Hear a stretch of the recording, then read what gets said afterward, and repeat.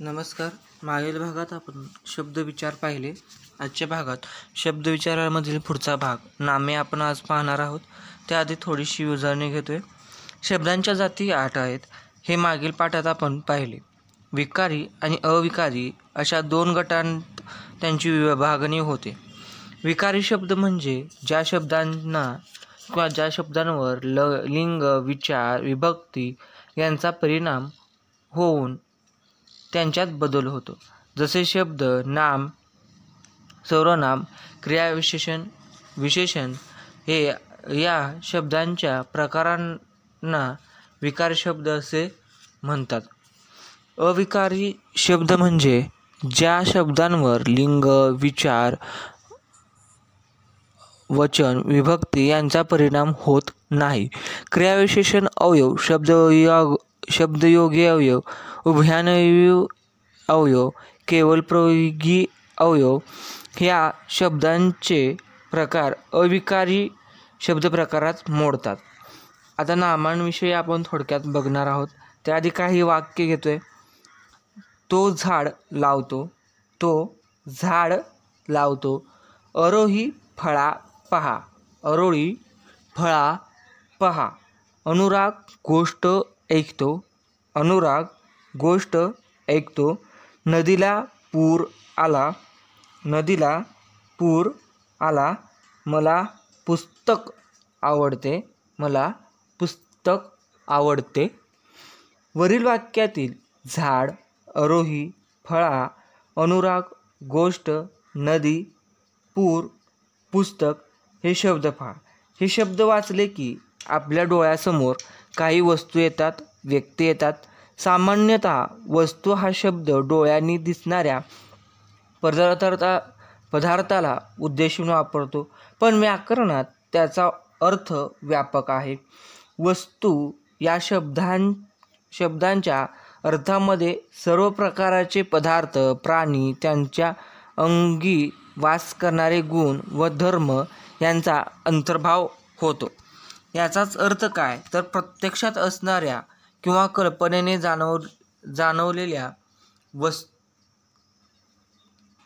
जाणवलेल्या वस्तूंना किंवा त्यांच्या गुणधर्मांना दिलेली जी नावे आहेत त्यांना व्याकरणात आपण नामे असे म्हणतो. उदाहरणार्थ पुस्तक, चेंडू, कागद, मुलगा, हरी, वामन या पद्धतीने अनेक.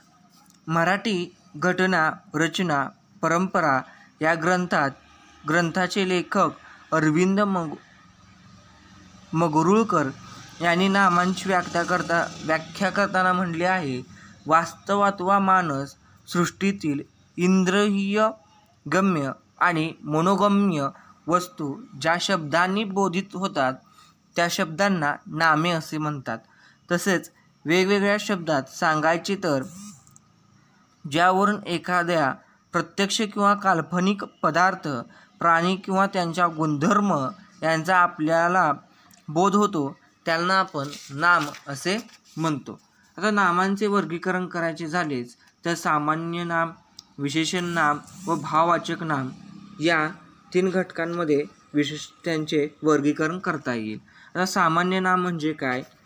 एकाच जातीच्या पदार्थातील सामान्य गुणधर्मामुळे त्या वस्तूला सर्वसामान्य नाव दिले जाते त्याला आपण सामान्य नाम असे म्हणतो. सामान्य नाम हे वस्तूच्या जातीला दिलेले नाम असते. उदाहरणार्थ मुलगा, लेखणी, घर, शाळा, नदी, अप्सरा, राक्षस. याचप्रमाणे सामान्य नामाचे 2 प्रकार येतात. समुदायवाचक नामे आणि पदार्थवाचक नामे. कळप, वर्ग, सैन्य, गट, समिती ही समूहाला दिलेली नामे आहेत. त्यांना आपण समुदायवाचक नामे असे म्हणतो. सोने, तांबे, दूध, साखर, कापड हे संख्येशिवाय इतर परिणामांनी मोजण्याचे पद म्हणून त्यांना आपण पदार्थवाचक नाम असे म्हणतो. पण मराठीत या सर्वांची गणना सामान्य नामातच होते. विशेष नाम म्हणजे काय? ज्या नामाने जातीचा बोध होतो नसून त्या जातीमध्ये एक वैशिष्ट्य व्यक्तीच्या प्राण्यांचा किंवा वस्तूंचा बोध होतो त्यास विशेषनाम असे म्हणतात. उदाहरणार्थ रामा, हरी, आशा, हिमालय, गंगा, भारत, स्वर्ग, नरक. विशेषण हे व्यक्तिवाचक असते, सामान्य नाम हे जातीवाचक असते.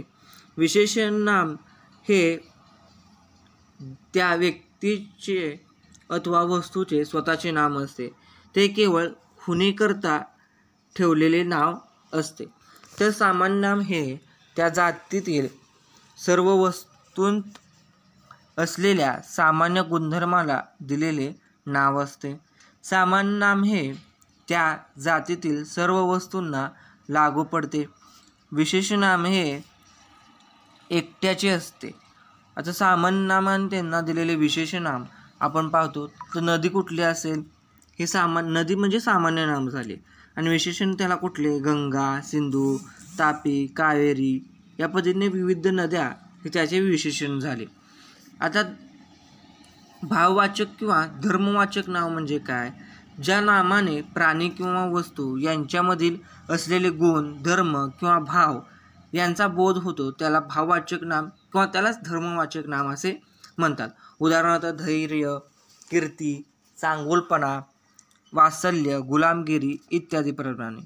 पदार्थाचा गुण किंवा धर्म हा स्वतंत्र किंवा वेगळा असत नाही.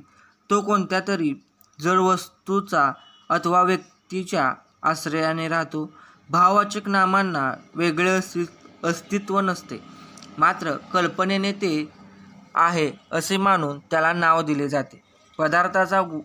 पदार्थाच्या गुणाबरोबरच स्थिती किंवा क्रिया दाखवणाऱ्या नामांना भाववाचक नाम असेही आपण म्हणतो. उदाहरणार्थ बाल्य, तारुण्य, मरण हे शब्द पदार्थाची स्थिती दाखवतात. तर धाव, हास्य, चोरी, नृत्य ही क्रियेला दिलेली नावे आहेत. आता नामाविषयक थोडक्यात माहिती काय आहे किंवा त्याचे महत्त्व काय आहे हे थोडक्यात बघूया.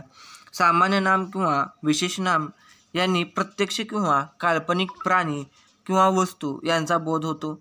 भाववाचक नामाने प्राणी किंवा वस्तू यांचा बोध होत नसून त्यातील गुणांचा किंवा धर्मांचा बोध होतो. सामान्य नामांचे अनेक वाचन होऊ शकते, पण विशेष नामे आणि भाववाचक नामे हे एकवचनी असतात. भाववाचक नामांचे अनेक वचन केल्यास तीही सामान्य नामेच समजावी. तसेच सामान्य नामांपैकी पदार्थवाचक नामे एकवचनी असतात. आता भाववाचक नामे साधण्याचे प्रकार कोणते? तर भाववाचक नामे साधण्याचे प्रकार पुढीलप्रमाणे. सामान्य नामे, विशेष नामे, धातू व विशेषणे यांना आई, ई, की, गिरी, ता, तव, पण, पणा, य, वा यासारखे प्रत्यय लावून भाववाचक नामे तयार केली जातात. काही उदाहरणे त्यातील पाहू. आता मग नवलाईला आपण आई लावलं, श्रीमंतीला ई लावलं, पाटीलकीला की लावलं, गुलामगिरीला गिरी लावलं, शांततेला आपण ता लावलं, मनुष्यत्वाला तव लावलं. तसेच शहाणपण व शहाणपणा यामध्ये पण आणि पणा हे प्रत्यय लागतात. तसेच सौंदर्य यात आपण य लावतो, गोडवा याला प्रत्यय वा लावतो.